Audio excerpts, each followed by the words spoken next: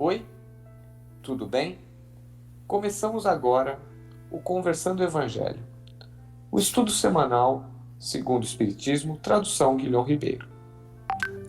O estudo de hoje é o número 46, capítulo 15, Fora da caridade não há salvação, itens de 1 a 10, parábola do bom samaritano. Em nome da Casa Virtual Luz Espírita Cavile, agradecemos a presença do Ney, da Maria Rita, do Josimar e da Michele. Pedimos para o nosso amigo Josimar fazer a prece inicial.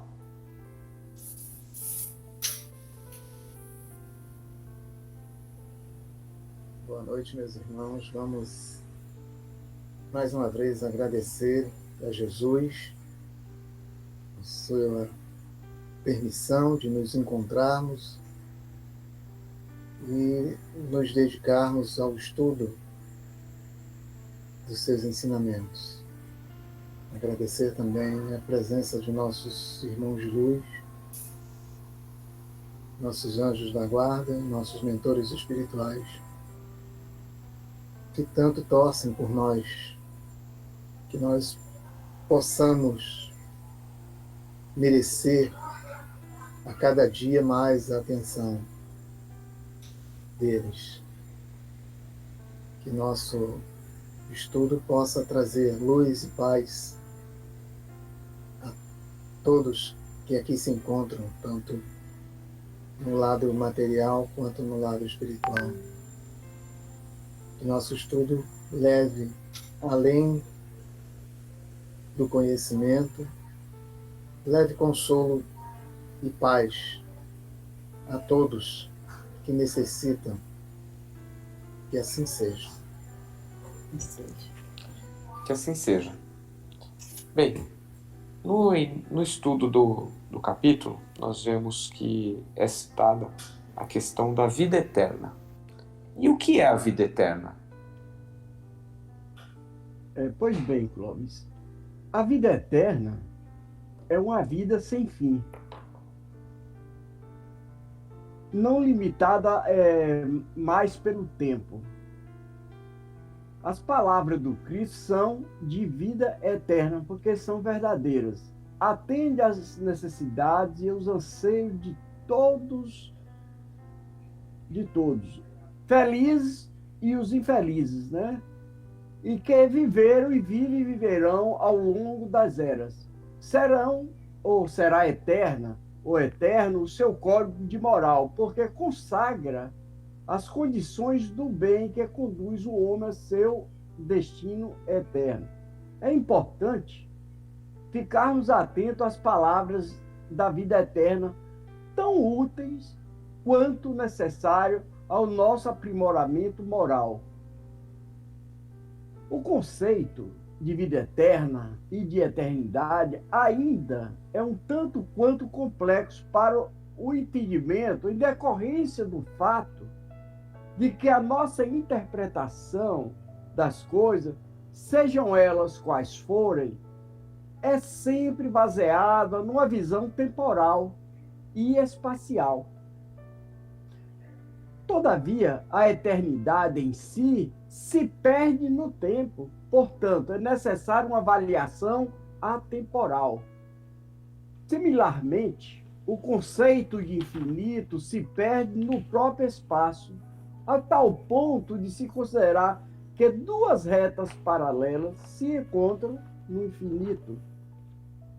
Somos espíritos eternos criados por Deus, e para nos tornarmos espíritos puros, a nossa empreitada era complexa. Para isso, precisamos nos revezar entre o corpo físico e o corpo espiritual.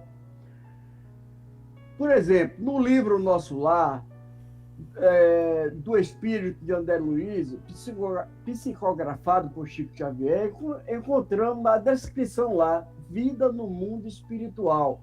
O autor destaca com detalhes como é a vida em uma colônia espiritual e as atividades constantes de aprendizados. Pois bem, os cursos, estudo, tudo de forma de deixar claro para cada um de nós que a vida continua sempre e nos revezamos em mudanças diferentes. O conhecimento da imortalidade conscientiza o ser para um comportamento ético elevado em relação ao seu próximo, tudo lhe fazendo conforme o padrão que lhe constitui o ideal e que, por sua vez, todos nós gostaríamos de receber, né? Porque a doutrina dos espíritos, ela tem uma visão muito particular sobre esse assunto. A morte para os espíritas não existe. Somos seres imortais, vivemos vidas nos mais variados corpos e locais, neste mundo ou no mundo espiritual, ou em outro mundo, ou em várias moradas na casa do nosso Pai. Então, essas vivências servem como uma forma de aprendizado espiritual. Somos espíritos criados para a perfeição e para que isso aconteça, necessitamos viver em mundo físico inúmeras vezes e passar por variadas experiências. Gratidão. Excelente, né? E aí a gente explicou a vida eterna, mas o que a gente precisa fazer para possuir essa vida eterna? Bem, eu acredito que praticamente Ney já respondeu essa questão também. Por quê? O que foi que ele nos disse? Que somos espíritos eternos criados por Deus. Então, se somos espíritos eternos, a eternidade já está em nós. Então, nós já temos a vida eterna. O que é que nos falta, então, para ter realmente essa vida eterna? É simplesmente acreditarmos, tomarmos consciência de que somos espíritos imortais. O problema todo da humanidade, da grande maioria de nós, é que a gente se identifica como matéria, como ego, como mente, que realmente o nosso ego, com certeza, vai morrer. O meu espírito, que hoje assume esse papel de Rita, de mulher, de enfermeira, de mãe, esse espírito é imortal. Ele não vai desaparecer. Mas Rita, mãe, enfermeira, mulher, essa vai desaparecer. O que vai ficar gravado no meu espírito é essa minha experiência nessa encarnação. Então, o que é que nós precisamos realmente para alcançarmos a vida eterna? É simplesmente acreditar que somos eternos e perder essa identificação excessiva com os bens materiais, com a matéria, de que eu sou corpo, de que eu sou mente, de que eu sou ego, porque isso realmente não é eterno. O eterno é o meu espírito. Então, na hora em que eu assumo, não é, essa certeza, eu já tenho a vida eterna em mim, porque ela já está em mim. Eu só preciso despertar a minha consciência nessa encarnação para a vida eterna. Porque eu tenho certeza de que eu vou desencarnar, mas o meu espírito vai sobreviver. Mas será que muitas pessoas também têm essa certeza? Então, precisamos realmente criar em nós esta certeza. Eu sou espírito imortal, criado por Deus. E ponto final. Eu acho que o que nós precisamos realmente é simplesmente alimentar todos os dias, em todos os momentos, esta certeza. É desapegar, né? A gente precisa desapegar da matéria. A doutrina espírita é cheia de relatos de irmãos que desencarnaram e sofrem muito porque são apegados, demoram a entender que a vida é eterna, né? E a matéria não, ela tem fim. Isso tudo aqui vai ter uma finitude. É justamente a gente inverter a lógica que nós normalmente temos. Nós pensamos que nós somos um corpo que tem um espírito. Na verdade, é o contrário. Nós somos um espírito que possui hoje um corpo. E aí, depois que a gente já falou um pouco sobre a vida eterna, a gente vai ter que falar sobre a caridade. E quais são as características da caridade? Então, as características da caridade, né? Nós vemos lá com o nosso evangelista Paulo, né? Nosso apóstolo, ele define a caridade, né? Ele diz que a caridade é paciente, né? Eu observei aqui que ela é paciente porque não tem como objetivo nenhuma compensação pelo ato praticado, pois sabe que a conquista de valores imortais, ou seja, a verdadeira felicidade, é uma conquista eterna, né?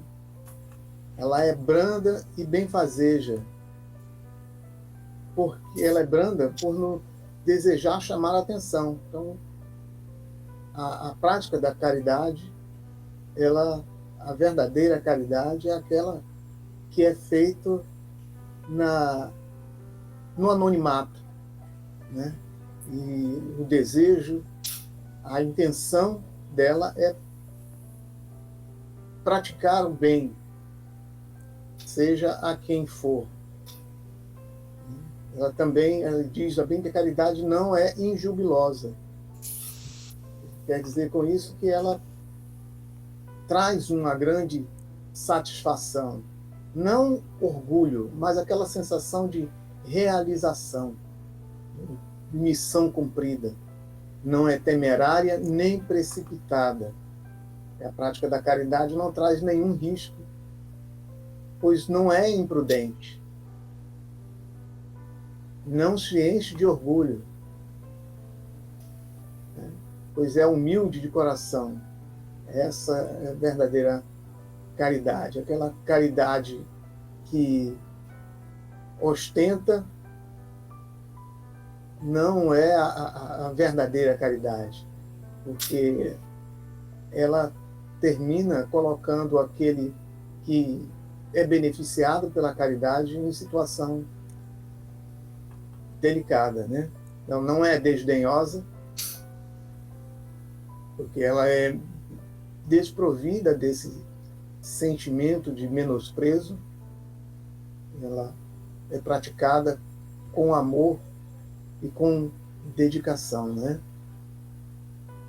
Ela não trata dos interesses, dos seus próprios interesses. Ela visa sempre o bem-estar do próximo. Ela não se agasta e nem se azeda com coisa alguma, porque ela não se irrita, nem se desmotiva com a reação alheia. É o caso da ingratidão, né? A ingratidão não desmotiva aquele que pratica a verdadeira caridade. Ele não vai se abalar com a reação daqueles que os cercam. Ela não suspeita o mal, né? Ela não se rejubila com a injustiça, mas se rejubila com a verdade. Tudo suporta, tudo crê, tudo espera e tudo sofre. Seria essa a verdadeira caridade. Excelente, Josimar. E quando a gente fala de caridade, a gente vai falar também de outras máximas que a gente ouve, né? Similares a fora da caridade não há salvação, que seriam fora da igreja não há salvação ou fora da verdade não há salvação. O que a gente pode comentar sobre essas duas afirmações? Olha, isso aí dá pra gente comentar a noite inteira, dá quase que um seminário essas máximas aí, porque foram dogmas criados pela igreja e são afirmativas que não condizem com o que Jesus nos ensinou, porque Jesus, quando esteve na Terra, ele não disse em nenhum momento, olha, a minha igreja é a verdadeira, essa igreja que eu fundei, não. A frase de Jesus foi, eu sou o caminho, a verdade e a vida. A primeira igreja católica, que foi fundada, né, por Constantino, oficialmente, foi, se eu não me engano, em 313. Depois a igreja luterana, né, a primeira igreja evangélica protestante, foi em 1517, mais ou menos. E o Islã em 570, depois de Cristo. Ou seja, Jesus não falou para ninguém que tinha uma igreja específica, que a verdade, que determinada verdade era para ser seguida. Até porque a verdade, o que é a verdade, né? O Espiritismo é a grande prova disso. Os Espíritos nos falam que cada época nos é revelado alguma coisa de acordo com a nossa capacidade de entender. Por quê? Porque o planeta ele está passando por um desenvolvimento intelectual e moral, e aí as revelações elas acontecem. Então, quando Jesus disse, eu sou o caminho, a verdade e a vida, qual é esse caminho? É o primeiro e o segundo mandamento, amar a Deus sobre todas as coisas e ao próximo como a si mesmo. E aí vem a célebre frase do Allan Kardec, que todo mundo conhece, fora da caridade não há salvação. Por quê? O que é a salvação? Não é a gente morrer e ir para o paraíso, né? Não é simplesmente a gente dizer, olha, eu aceitei Jesus como meu Salvador. É claro que isso é o primeiro passo para muita gente, e vamos dar mérito aqui a todas as religiões que cumprem o seu papel. Quantas religiões, sejam elas evangélicas, católicas, que cumpre o seu papel social de, por exemplo, tirar um indivíduo das drogas, da bebida, fazer esse homem e essa mulher dar atenção para a família, incluí-lo na sociedade. Então, realmente, a religião, a igreja, salvou essa pessoa. Vamos respeitar, entender que cada um tem o seu momento evolutivo e cada um tem uma necessidade. Mas nós sabemos que a verdadeira... o verdadeiro mandamento, né? O verdadeiro caminho é Jesus, tudo que ele nos ensinou. Mesmo sabendo que nós temos outras religiões que não são cristãs, mas que comungam dos mesmos ensinamentos que as religiões cristãs, que são o quê? O amor ao próximo, a caridade, e nós vemos isso em tribos remotas, seja da África, no Brasil, onde for, religiões budistas, religiões indianas. Então todas elas pregam o amor e a caridade, que vai de encontro ao que Jesus realmente nos ensinou. A caridade, ela é o quê? Ela é o amor em ação, né?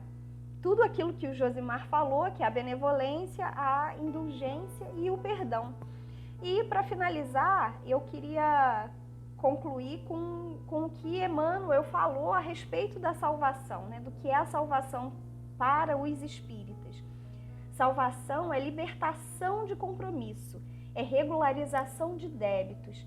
E fora da prática do amor e da caridade de uns pelos outros, não seremos salvos do resgate das complicações criadas por nós mesmos. Então, a salvação para nós espíritas é justamente isso: conhecereis a verdade e ela vos libertará. Por quê? A partir do momento que a gente conhece e se conhece, a partir do momento que a gente conhece os ensinamentos do Cristo e busca se conhecer e se melhorar, a gente está se libertando desse passado que a gente traz de orgulho, de preconceito, de egoísmo, e aí a gente evolui. E aí nós nos salvamos de nós mesmos, porque ninguém nos salva além de nós mesmos. Então, quando a gente tem que realmente trocar esse dogma, que fora da igreja da verdade não há salvação, por fora da caridade não há salvação, inclusive caridade conosco mesmo, entender que a gente precisa se melhorar, se perdoar para poder evoluir e conquistar um degrauzinho aí na nossa vida eterna. É isso aí, Michele. Bem, eu queria agradecer a todos pela colaboração no nosso estudo desta noite e pedimos para o nosso amigo Ney fazer a prece de encerramento. Vamos nos acalmando, sentando de uma maneira confortável. Senhor Jesus, bom e amado Mestre, agradecidos estamos pela oportunidade que nos dá de estudarmos o Teu Evangelho na noite de hoje. Gratidão pelo amparo que o Senhor concedeu a todos nós, iluminando as nossas mentes, os nossos corações, para sairmos fortalecidos e esclarecidos e consolados pelas palavras dos nossos queridos amigos. Mestre amado, agradecido pelo auxílio para que possamos exercer a compaixão e o entendimento, ensinando-nos a esquecermos o mal e cultivarmos sempre o bem. E assim tenhamos sempre paciência e tolerância uns para com os outros. Ajuda-nos, Senhor, a servir, desenvolvendo em nós a humildade e o amor, para que assim nos tornemos instrumentos dóceis em tua mão.